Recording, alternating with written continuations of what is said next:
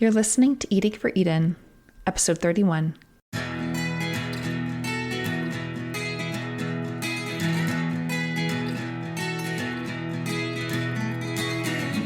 When it comes to doing something about climate change, your food choices matter. Thanks for tuning in to Eating for Eden, a podcast that takes a food-first approach to climate action. I'm your host, Jessica J. Schroeder, and I am passionate about food that tastes good and does good. I'll guide you with practical tips and help you thoroughly enjoy your food along the way.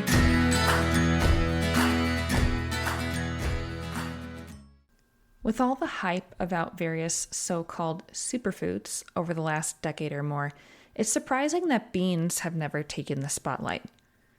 Maybe because they're not sexy enough. Beans are peasant food. They're humble. How could they take the stage as a superfood?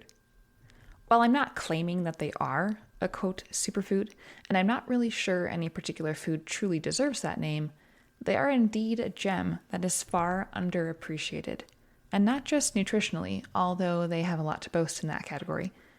Beans are delightful to the palate and have a vast diversity of application, all the way from soy milk, tofu, and tempeh, to hummuses and dips, to soups, stews, salads, and beyond. Not even to mention applications in baking. See the show notes if you're interested in a delicious raspberry cake that uses white beans. And yes, I did say cake. Moreover, whether or not beans ever receive the epithet of superfood, as the term is used in pop culture today, they're pretty super in my book. This episode will explain why. But if beans are so super, why don't we hear more about them? Why don't they get more attention? Well, for one thing, individuals and countries at large tend to consume more meat as they grow in wealth and means. As they do so, they tend to turn away from humble plant sources of protein, namely legumes, various beans, lentils, and other pulses. It makes sense why. The role meat tends to play in dishes is similar to the role that beans could play or used to play. Beans provide protein, they're filling, and they're hearty. These are all roles that meat has come to fill. Likely for a combination of reasons, meat has become a status symbol. It's seen as more desirable, and thus beans have been demoted, even denigrated. What if we flipped the script? Rather than seeing meat as a status symbol, something that people of means can afford and thus eat regularly, what if we saw our means as an ability to choose?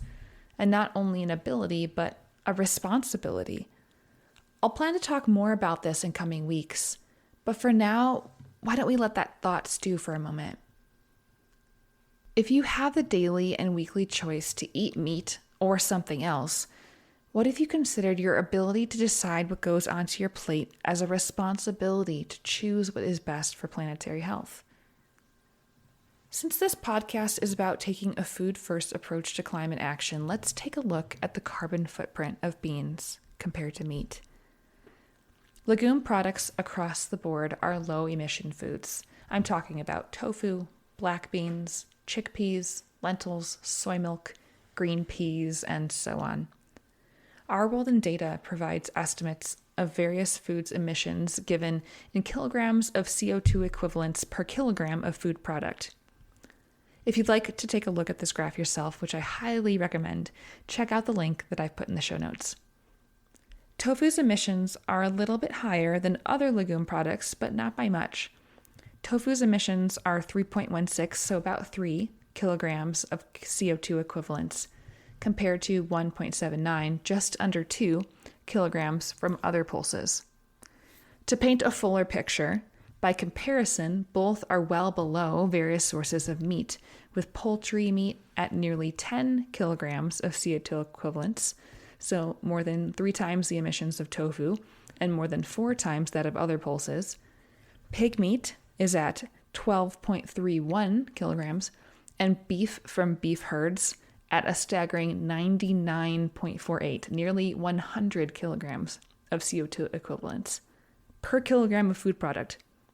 That's 31 times the emissions of tofu and 55 times the emissions of other pulses. Soy milk and peas have the smallest footprint of the legume products, boasting only 1% of the footprint of beef from beef herds. Also, note that while we're talking about beans as a food that is, quote, super for planetary health, they're also super for our health nutritionally. For more on this, I highly recommend listening to episode 16 with Dr. Alan Flanagan to learn more about how nutrition and eating for the environment go hand in hand. So it's abundantly clear that from an emissions perspective, legumes are a much better choice for planetary health than any kind of meat, but especially beef. We might say that legumes are much easier on the planet's energy budget, so to speak. But what about our own budgets? How might eating legumes affect your own grocery spending? The good news is that they are easy on your grocery bill as well. The most common beans in the US tend to cost about $2 per pound dried, and cans, which provide a drained weight of about 9 ounces of cooked beans, are typically only $2 a can, and sometimes less. Since dried beans absorb water and typically grow to about 3 times their dried weight and size, you can get nearly 3 pounds of cooked beans for fractions of $1 per pound. That can't be said for meat. Even high-end beans are more affordable than some of the cheapest varieties of meat. For example, dried heirloom beans from Rancho Gordo currently run from $6.25 to $7.50 per pound. But again, since dried beans absorb water when they soak and cook, their weight and volume increases, making the final cost per pound closer to $2 or $2.50 per pound. That's right, the highest quality beans are giving the lowest quality meats a run for their money. And by comparison, this means that the most affordable common dried beans can cost as little as 50 to 75 cents per pound once cooked. Okay, these facts about emissions and cost are all well and good, but they appeal only to our logic. They ask us to weigh the pros and cons of a concept in our brains. What about taste? What about enjoyment? Many of you listening may not currently like beans very much, or you may be thinking of those in your family you'll be cooking for. How will you or how will they accept eating more legumes and less meat? I understand completely. I've been there myself. I used to make meat lovers chili, wondering why on earth anyone would willingly choose to put beans into a chili. To be fair, canned kidney beans are not the best representatives of what a bean can be. I still avoid these, even as a converted bean lover. I even recall the first time my husband and I tried to get into lentils. Every recipe we tried just felt boring. Too much of one consistency and one flavor. Too blah. In part, I think we just hadn't landed on a great recipe yet, but it was also important to notice that our palates desired textural diversity. What helped to change our relationship to lentils in particular was finding a recipe that incorporated them into a larger meal with diverse components.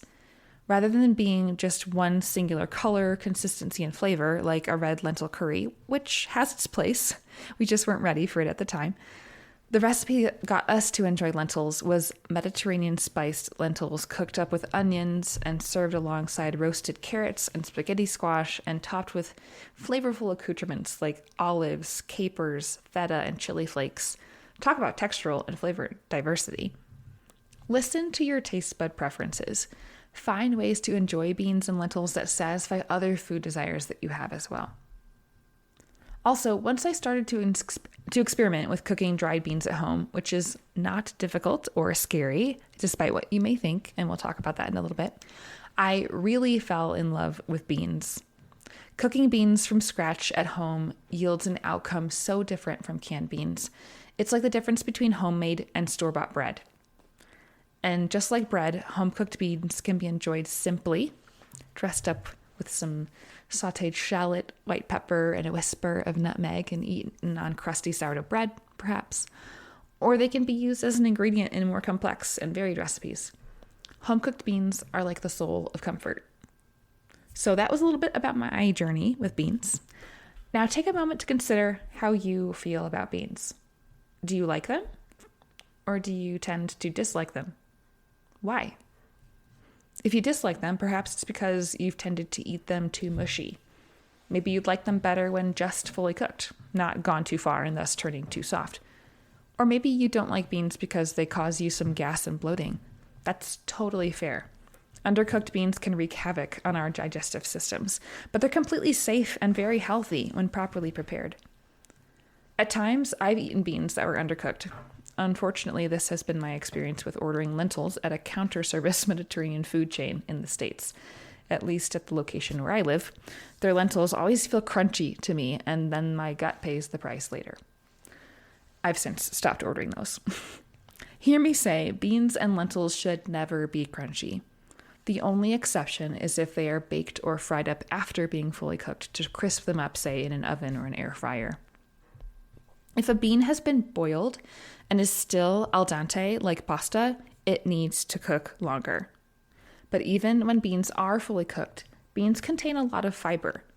Fiber is terrific, but if your body isn't used to consuming such high amounts of fiber, you'll just need to slowly work your way up. It's like exercising. If you went to the gym to bench press twice your body weight without having gone to the gym for the past year, you'd have a rough time of it. And the same goes with cardio.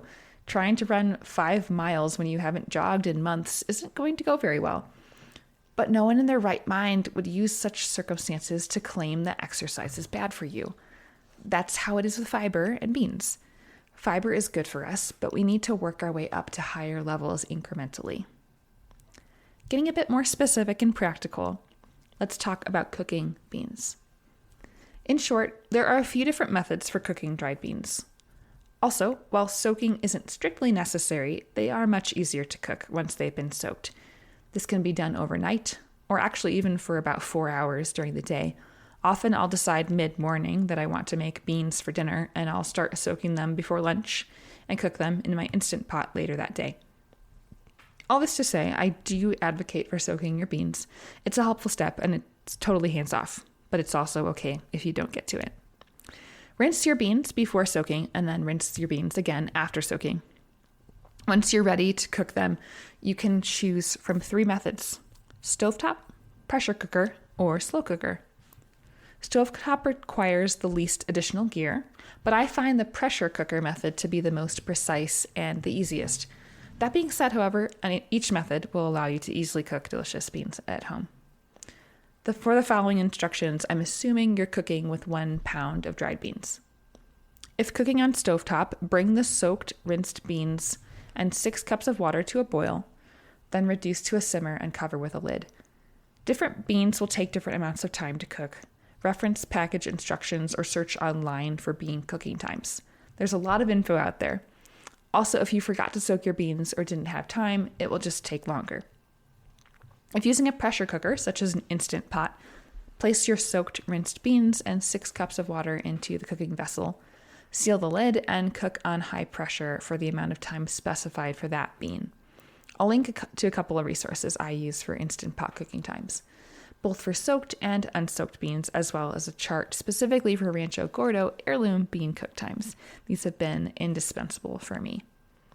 The cook time will start once pressure has been built up, which can take some time, and it is best to let the beans sit for about 15 minutes of natural pressure release after cooking to avoid spewing water. As I said, this is my preferred method. That's largely because I don't have to babysit the pot. I've had pots boil over on me when trying to find that simmer sweet spot on the stovetop. So if you're new to using an Instant Pot in particular, one thing to keep in mind is that if you open up the lid after the cooking and pressure release to find that they need another minute or 2 of cooking, once that water is piping hot, it builds pressure up again very, very quickly, and the pressure can be released with the quick release function right away after those additional minutes of cooking. So it's not going to take that ton of time to build up pressure and a ton of time for the natural release if you need to cook it a couple more minutes. I only allow that 15 minutes of natural pressure release for the fuller length of cooking. If that sounds confusing, don't be intimidated. It actually is quite simple once you get used to it. Finally, there is the slow cooker option. To be transparent, I don't actually have a ton of experience with this option, but I've seen it work. A friend and I cooked a pound of Rancho Gordo Santa Maria Pinquitos in her slow cooker last week. We soaked the beans overnight, rinsed them, added them to a slow cooker with 6 cups of water. Because we got them started a bit late, we cooked them on high for a few hours and then reduced the temperature to low for several more hours. She told me that she usually just starts them on low in the morning and lets them cook that way all day. The nice thing about this method is that you don't have to babysit a pot and can go all day if you're out of the house at work. Whatever cooking method you choose, just be sure to test your beans for doneness before consuming. You should be able to smash your bean easily with a fork, and when taste testing one of them, it should not have any crunchiness or hardness to it. Oh, salt. Be sure to salt your beans. I add salt once the cooking is finished and let the beans sit in the salty water for at least 5 minutes before using them. For 1 pound of beans and 6 cups of water, I recommend half a tablespoon up to 1 tablespoon of salt. Start on the lower side and adjust up if you find that they need it. Salting beans at the beginning of cooking can negatively affect the cooking process, so it's best to salt them after they've cooked. Having said all this, however, you can definitely opt for canned beans if that's what you prefer. They do save time, but also don't be afraid of cooking them at home. They're cheaper and tastier cooked at home, and they are super easy to make. Once you get into a rhythm with it, it hardly takes any thought. Just like any new recipe, it can take a bit more time and focus when you're getting used to it, but once you've mastered it, it hardly takes any thought at all. Just like any great staple, cooking beans at home is well worth adding to your repertoire. To say a bit more about flavor, while it does take more time and effort than using a can opener, cooking dried beans from scratch is far more delicious than using canned beans. The texture and flavor are that much more elevated. While they don't need this extra step, an easy way to impart additional yummy flavor when cooking your own dried beans is to saute some onions and garlic and then add these aromatics to the beans and water before cooking. It sounds minimal because the effort is minimal, but the end product is wow. Wow. I'll cook up a pot of beans this way, add some kale, serve it up just like that, alongside some crusty bread for a simple dinner. They don't need help. They're that good. But of course, it's fun to go beyond those simplest of applications. They can be strained and substituted into various dishes when swapping out meat. Think pastas, soups, salads, saucy Indian and Thai dishes, even in sandwiches, tacos, wraps, and more. Really, just try beans anywhere you'd use meat. But their applications don't stop there. As I mentioned, I'll bake with them. I even put them into smoothies for a whole source of protein and a boost of fiber. Finally, since I imagine this is a common concern, I'll say a bit more about beans and gas. In addition to what I already said about cooking beans properly and fiber intake, our body's response to eating fiber is to produce gas. This is natural. As your gut gets used to higher amounts of fiber, this should not be painful. It can cause discomfort if you overdo it, and especially if your beans are not fully cooked. Again, no al dente beans. Make sure they're nice and soft. If you haven't been consuming beans very frequently, start small. Include about 1/4 cup or so in a few meals in a given week and see how you feel. Maybe the following week, try 1/3 cup or 1/2 cup a few times that week. Work up slowly and pay attention to your body. Also, be sure you're drinking plenty of water. While water is important for us overall, it's especially important as you begin to consume more fiber. To give a bit of an idea of why simple swaps of beans need to be done gradually, 1 cup of black beans contains 15 grams of fiber. And if you're not used to amounts, that's a lot. 1 cup of chickpeas contains 12.5 grams of fiber. Meat contains no fiber. So let's say you're regularly eating meat but hardly any beans. Swapping out the meat in your dinner for even 1/2 cup of black beans means that you'd be adding 7.5 grams of fiber you weren't used to eating before. While fiber is terrific and we want to be eating more of it, it is like lifting weights. We need to work our way up slowly, or we could risk overdoing it and potentially cause some gastrointestinal distress. Typical recommendations for fiber intake are about 28 grams per day for women and 38 grams per day for men. Most people don't achieve these, and it is generally agreed that even more is better. So there's a lot of room for improvement. But again, we also want to take this increase gradually.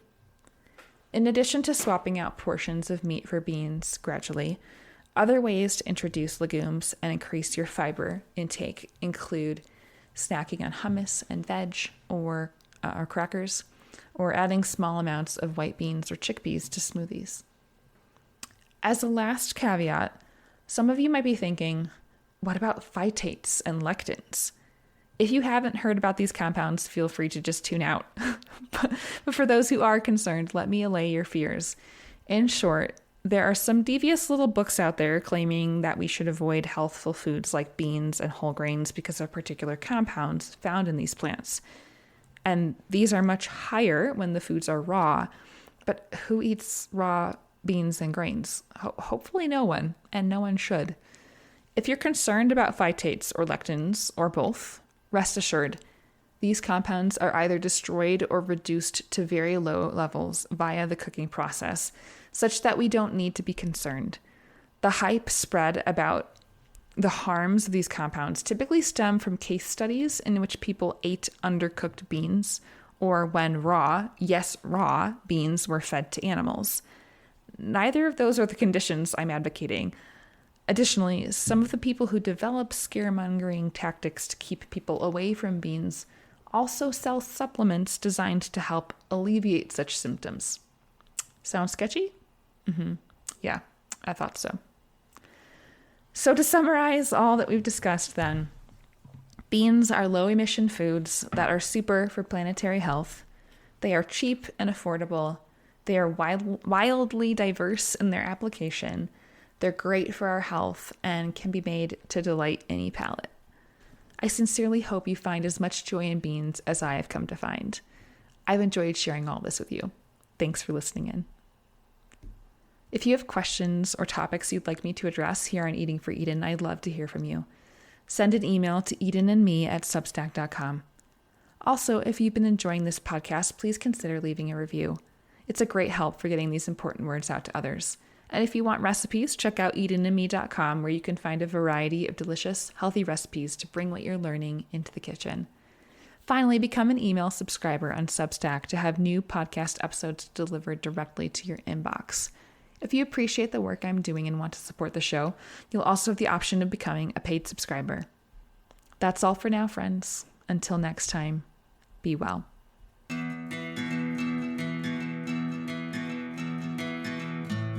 Thanks for listening to Eating for Eden. If you found this episode informative or inspiring, please consider sharing it with a friend. Climate change is an issue we all need to tackle together, so let's invite others to journey along with us as we continue the conversation and start taking action. Until next week, friends, take care.